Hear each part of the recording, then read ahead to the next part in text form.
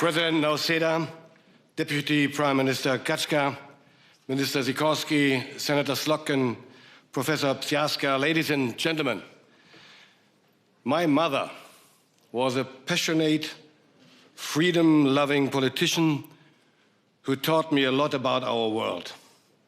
She was born in 1933, a year that marks a profound rupture in German and European history. She lived through the Second World War, the collapse of a murderous regime. She had to endure displacement and expulsion, experience the division of Germany and the fall of the Berlin Wall in 1989. Like so many in her generation, she learned firsthand how quickly the tides can turn, how fragile freedom and peace can be. This experience of fragility of the existing order shaped her life and the decisions she made as a politician. Today, international politics is teaching us a similar lesson. Nothing can be taken for granted. Freedom is under attack around the globe, and the international order is crumbling. Wars and crises are on a rise across the planet. America's focus is shifting. With it, a central building block of European security is under reconstruction. Is that a reason for pessimism?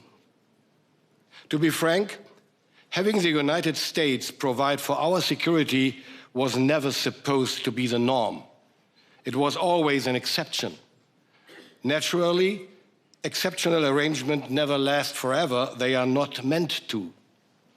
What I take from the latest US defense strategy and the NATO defense ministers' meeting this week is a sense of realistic, pragmatic, and to be honest, sober optimism. The next chapter of our partnership depends on a clear and fair distribution of responsibilities. Europe must take the lead in providing robust conventional forces and take on greater responsibility for its own neighborhood, while the United States continues to contribute strategic and nuclear backing for the foreseeable future. The US has made this new burden sharing very clear, and Europe is acting. NATO is becoming more European so that it can remain transatlantic. The alliance needs to make sense for all members. Even the United States cannot act alone in today's world of emerging great powers. It needs allies. Having more than 30 of them all united in one powerful alliance is truly unique.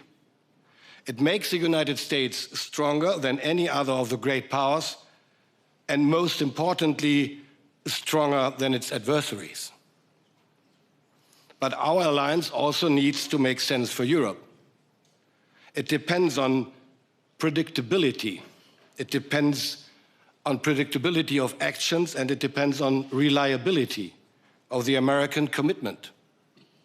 Questioning the territorial sovereignty and integrity of a NATO member state, excluding European allies from negotiations that are crucial to the security on the continent, all this damages our alliance and strengthens our adversaries, ladies and gentlemen.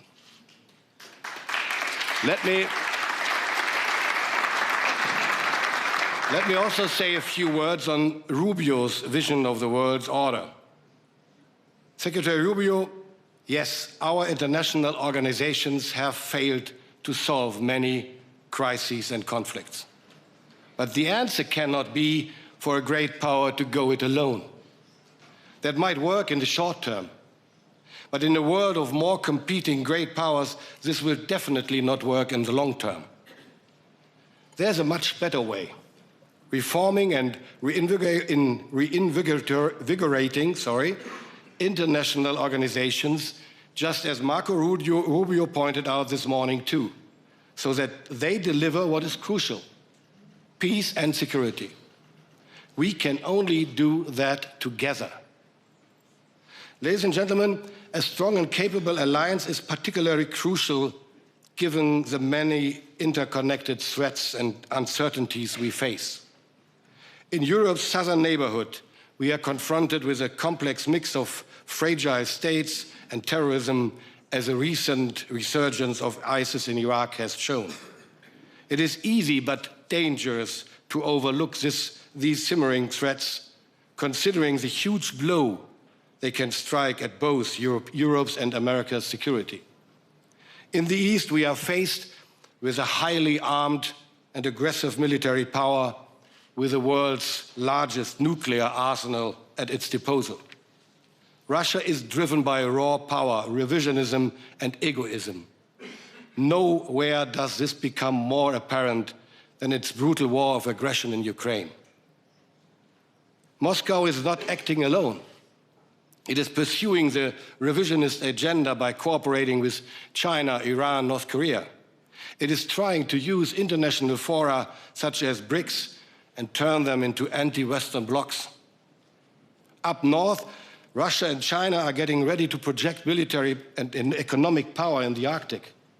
In the event of an escalation in Europe, Russia would most likely use its northern fleet to open a second front, cut transatlantic supply chains, and threaten both sides of the Atlantic with nuclear submarines.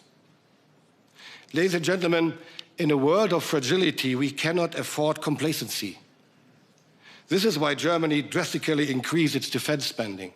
To do so, we took a really huge step. We amended our constitution. This speaks volumes of how serious we are about our commitment to security and defense in and for Europe. We will reach our new defense spending target of 3.5% by 2029. We reformed our military service law. This will lead to a much stronger active forces and more resilient reserve. We are meeting NATO's targets on investment, procurement, and readiness. We have significantly scaled up investments in our defense industry, expanded production capacities, and streamlined our procurement processes. Germany today is guided by determination and strength. But one thing, ladies and gentlemen, never change. We will not act alone, but always in close coordination with our allies as a reliable partner. Division is weakness, especially when facing revisionist powers. We cannot allow internal or external powers to drive a wedge into our alliance. It is unity that gives us strength, ladies and gentlemen. And that is why Germany is working towards building unity at the heart of NATO and the heart of Europe. That is why we are deploying a full combat-ready brigade to Lithuania. That is why we are strengthening maritime security with Canada, Norway, Denmark, and Iceland in the North Atlantic. That is why we are now the largest supporter of Ukraine. And that is why our support for Ukraine will not waver, even as Putin's brutal war of aggression is entering its fifth year now. And when it comes to the future of Ukraine, ladies and gentlemen, 3 points are crucial in my view. First, we will keep looking for paths to a reliable peace, because Ukraine's future is fundamental, not just to European security, but to global security. We need a peace deal that safeguards both Ukraine's and our European interests. Second, the ball is in Putin's court. He is the one who is dragging out negotiations and is showing no willingness to compromise. He is shifting the cost of war to his own people. But he must not be mistaken. We will continue doing everything in our power to protect Ukraine as an independent, sovereign European nation.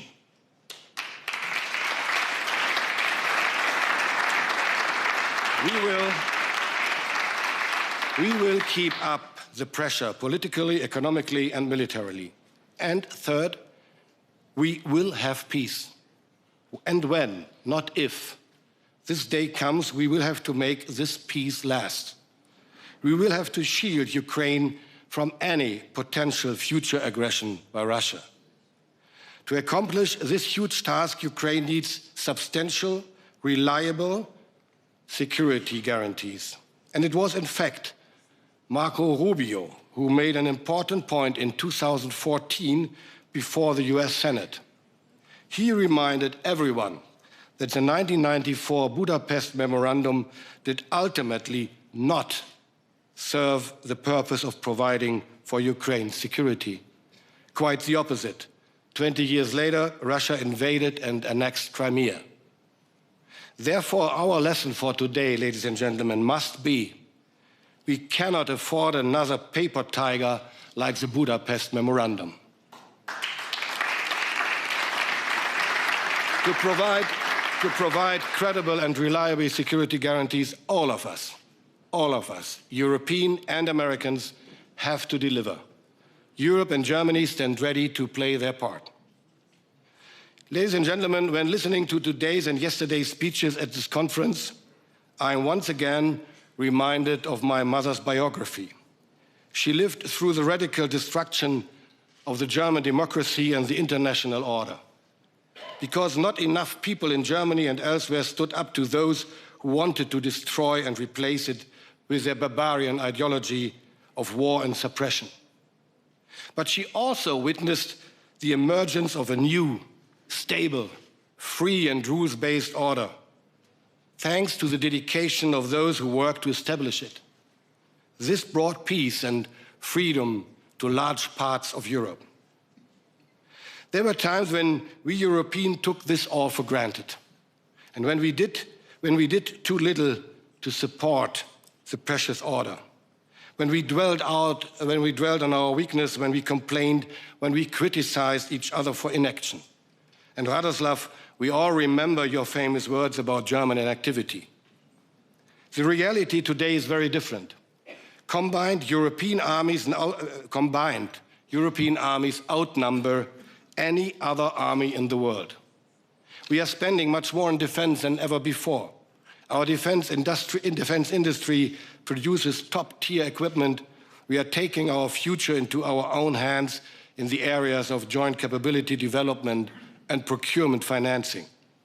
But, to be clear and honest, there's room for more, for much more. I want German and European security and defense policy to be more effective and more hard-edged. I want Europe to be more than a strong economic force. It must develop more military power. It must take over more responsibility for its own security. I want our actions to be better coordinated internationally, and I want them to be more visible. I want security to be not just a whole of government, but a whole of society matter. This is key to building real resilience in Europe. I want us to be able to pursue our own interests and to stay the course even when the going gets tough. With the debates over Greenland, we have proven that we are capable, ladies and gentlemen, of doing so. We have to reform and harden our international organizations so that they can better deliver. We have to do more to strengthen our institutions and conventions, with both our traditional and potential new partners and, if need be, just us Europeans. In a less reliable world, we need more reliable politics. Our strongest currency in this world is reliability. In times of fragility and transition, when few things can be taken for granted, I want Europe to be a reliable anchor for other nations, a continent supporting and shaping an international order as a basis for peace and freedom, and, equally important, providing for its own security. Let us show what we Europeans are capable of. Thank you.